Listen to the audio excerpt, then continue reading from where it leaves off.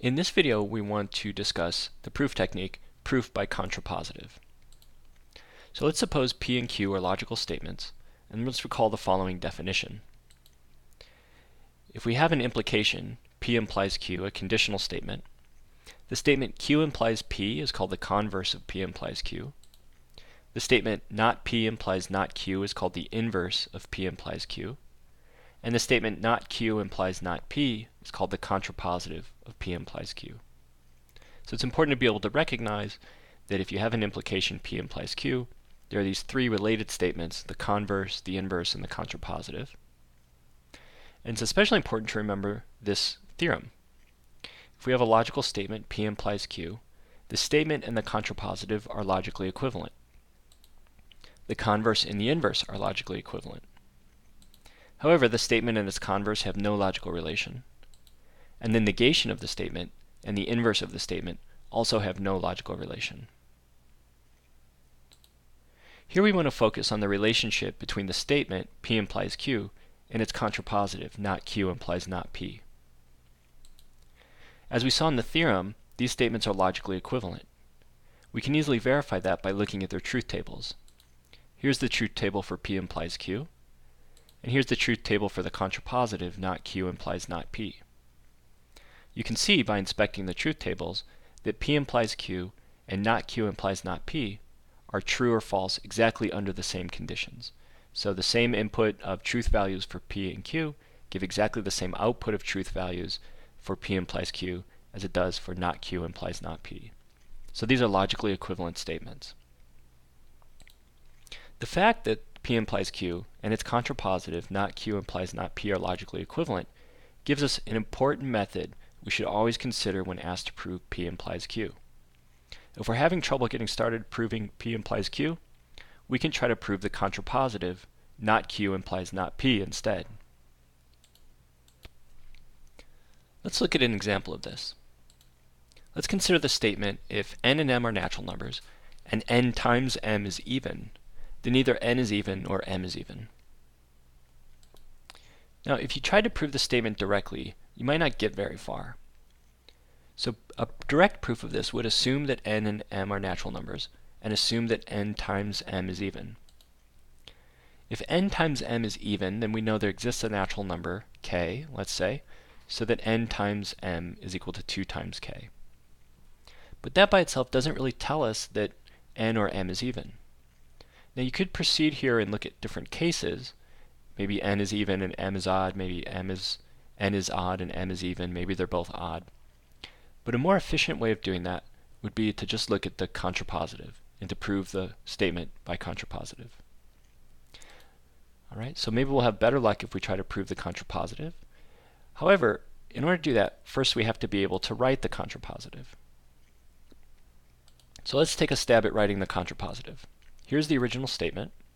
If n and m are natural numbers and n times m is even, then either n is even or m is even. And I want to do this example because it illustrates an important point about writing the contrapositive of a statement that involves a hidden quantifier. So you might look at this and say, this statement's of the form if p then q, where p is the phrase n and m are natural numbers and n times m is even, and q is the phrase n is even or m is even. So if you made those choices, not q would be the statement n is not even and m is not even, which we can rewrite more simply as n is odd and m is odd. But what about not p? Well, with this choice of p and q, not p is the statement that n times m is not even, or it's not the case that n and m are natural numbers. Okay, so if we kind of try to simplify that a little bit, the negation of p would say nm is not even, or n is not a natural number, or m is not a natural number. Okay, the issue there is that that's not really how we want to write the contrapositive. All right, it's better to look at this statement and recognize that it has a hidden quantifier in it. So instead of looking at this statement as saying if n and m are natural numbers and n times m is even, then either n is even or m is even, really what this statement is saying in a sort of less logically ambiguous way is for all natural numbers n and m, if nm is even, then either n is even or m is even. Okay, so this is really, there's a hidden universal quantifier in this statement. So then if we choose P to be the phrase nm is even, and Q to be the phrase either n is even or m is even, then the statement becomes for all n and m in n, if P then Q. So the contrapositive then, we leave the universal quantifier where it is, and then we write the contrapositive of the conditional statement that's under the scope of the quantifier. The contrapositive would be for all natural numbers n and m, if not Q, then not P. That is, for all natural numbers n and m, if n is odd and m is odd, then m times n is odd. So let's prove it. So here's our theorem. This is our original statement. It says if n and m are natural numbers and nm is even, then either n is even or m is even. Let's suppose n and m are natural numbers. We'll prove the contrapositive then. If n is odd and m is odd, then m times n is odd. So assume n is odd and assume m is odd. Then there's a k1 so that n is equal to 2k1 minus 1. And there's a k2 so that n is equal to 2k2 minus 1. k1 and k2 are both natural numbers. Consider n times m. We take the product of n times m, that's 2k minus 1 times 2k2 minus 1. Multiply that out, we'll get 4k1 k2 minus 2k1 minus 2k2 plus 1. Now, to show that n times m is odd, we need to write this as 2 times something minus 1. Let's take k3 to be 2k1 k2 minus k1 minus k2 plus 1. Okay, so we did some scratch work off to the side, and as a result of that scratch work, that's where we got this k3. We did an example of this in the earlier video on direct proof, where we did some scratch work off to the side to show that a particular natural number exists, and then we just use it in the proof. So let's see how this works.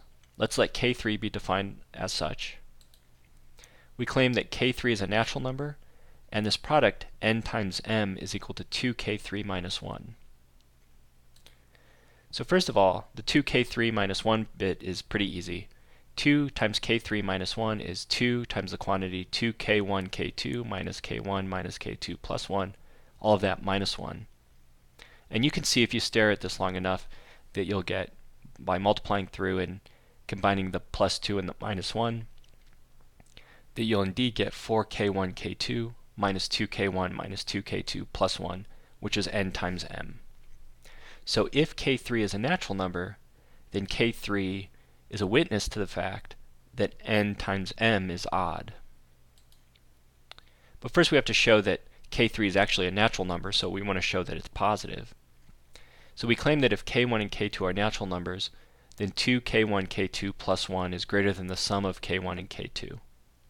So if that's true, then clearly that k3 is going to be positive. So to prove the claim, let's assume k1 and k2 are natural numbers. They're both greater than 1 in that case, greater than or equal to 1. So if we take the inequality k1 greater than or equal to 1 and multiply it by k2, we get k1 k2 is greater than or equal to k2. If we take the inequality that k2 is greater than or equal to 1, multiply that by k1, we get k1 k2 is greater than or equal to k1. So now we add those inequalities together. We get 2k1 k2 on the left, and we get k1 plus k2 on the right. So it follows that 2 times k1 k2 plus 1 is strictly greater than k1 plus k2, and that proves the claim. So we've shown then that this number k3, which is 2k1 k2 minus k1 minus k2 plus 1, is a natural number. It's a positive integer. And since n times m is equal to 2k3 minus 1, we know that the product nm fits the definition of odd. It's therefore odd. So we've proved that if n is odd and m is odd, then m times n is odd. It follows that if mn is even, then m is even, or n is even. So that's an example of a proof by contrapositive. Thanks for listening.